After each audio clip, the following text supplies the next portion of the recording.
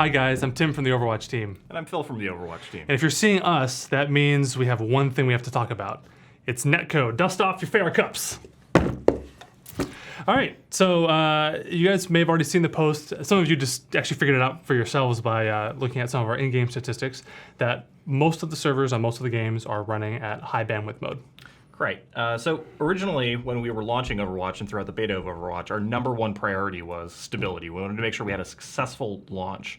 Now, we've kind of had a back pocket feature around 60 hertz where we put in competitive play specifically so that you guys can enable the high bandwidth mode, play tournament mode, and get a higher quality experience, a smoother experience. And we're happy now that we can actually roll that feature out to the rest of the community. Now, the thing to keep in mind is that not everybody has a great network connection. So part of the tech on rolling this out was we had to enable a mechanism to adaptively figure out whether or not your connection at home can actually handle the appropriate amount of packets coming in.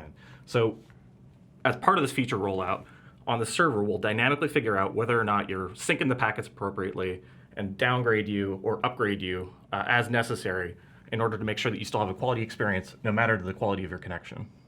Yeah, the deployment was important that this was not like an opt-in feature. We talked about before how the responsiveness of the server, basically the update rate at which you're going to receive data from the server, is it adversely affects you if the people shooting at you aren't getting at high update rate. So we want to make sure that everyone gets this high update rate. That's why when we enabled it for everybody. And if your specific bandwidth requirements don't quite meet what the game requires, it'll automatically duck you down and kind of bring you back to the level of update rate that we had before we introduced the high bandwidth mode. I want to talk a bit about what the gameplay ramifications are. These kind of recap what we talked about in the previous Netcode video. That's why you have our three Pharahs here. So remember, in the middle here is the authoritative Pharah. This is the Pharah that is on the server that has received information about inputs from, this guy over here, hi, from the client controlling that particular Pharah. This Pharah over here would be the Pharah that remote users would see. This would be the target Pharah if you were shooting at her. In all the cases, we talked about how your latency and the latency of the person in question will bring in the kind of the temporal and spatial distances back to the authoritative snapshot from the server.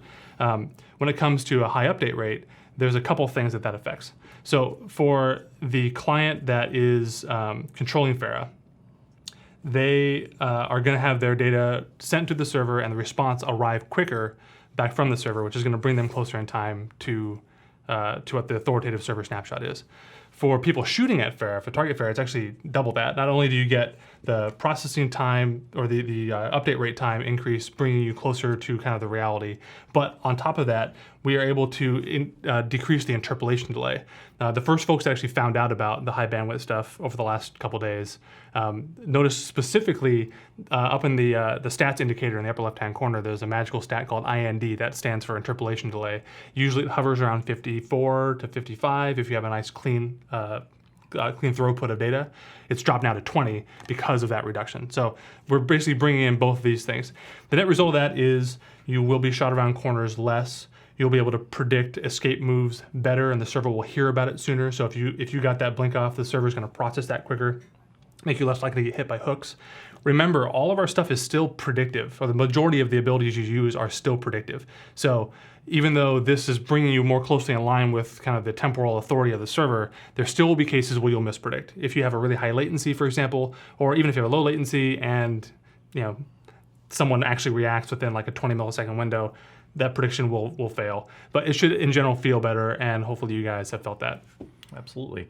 So again, ultimately the thing that you need to keep in mind is that if your connection is not actually keeping up, don't worry about it. We'll actually downgrade you appropriately. You'll see the interpolation delay increase. Everything's going to work out perfectly fine on that front. Some other notes. This feature is live now in quite a bit of the globe for PC.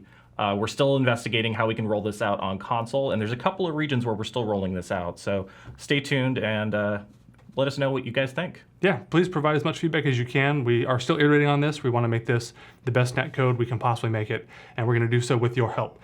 Thank you guys so much. Thank you.